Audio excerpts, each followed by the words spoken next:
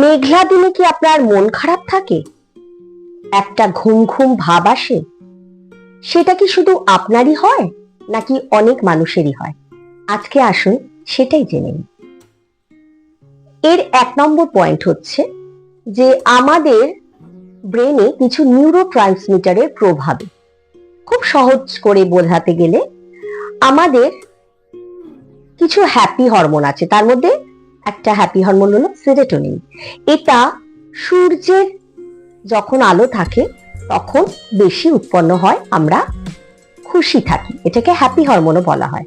তো মেঘলা দিনে যেহেতু সূর্য প্রায় থাকেই না, তাই সেরোটোনিন কম উৎপন্ন হয় এবং তার ফলে আমাদের মধ্যে একটা মন খারাপের ভাব আসে।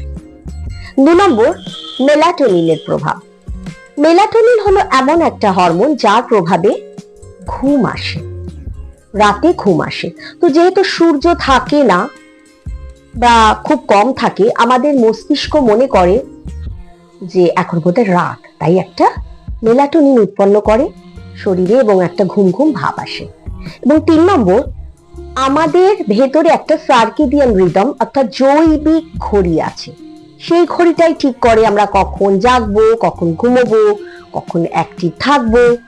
যেহেতু মেঘলা দিনে অন্ধকার থাকে, তাই ওই ঘড়িটা মনে করে এখন বোধহয় রাত, তাই একটা ঘুম ঘুম ভাব আসে, একটা অলসতা আসে, কিছু করতে ভালো লাগে না।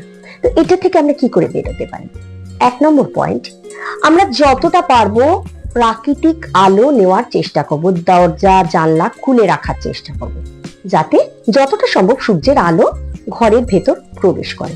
2 নম্বর, কিছুটা হাঁটাহাঁটি করা বা any kind of exercise, yoga বা এনি মানে এক্সারসাইজ ঘরের মধ্যে, সেগুলো করা যেতে পারে। 3 নম্বর, আমরা কোনো আমাদের প্রিয় বন্ধু বা কাছের মানুষের সাথে কথা বলতে পারি।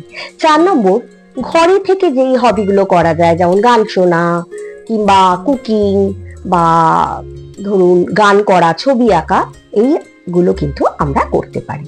এবং 5 নম্বর, যেটা সর্বোপরি, যদি দেখা যায় যে মেঘলা দিন ছাড়াও এই মন খারাপ ভাব, ঘুম ঘুম ভাব বা অবসাদ, কিছু কাজ করতে ইচ্ছে করছে না, এরকম দেখা যাচ্ছে এবং সেটা অনেক দিন ধরে লঙ্গার করছে, তাহলে কিন্তু আমরা একজন মনোবিদ বা মনোরোগ বিশেষজ্ঞের সাথে কথা বলবো। ভালো থাকুন। নমস্কার।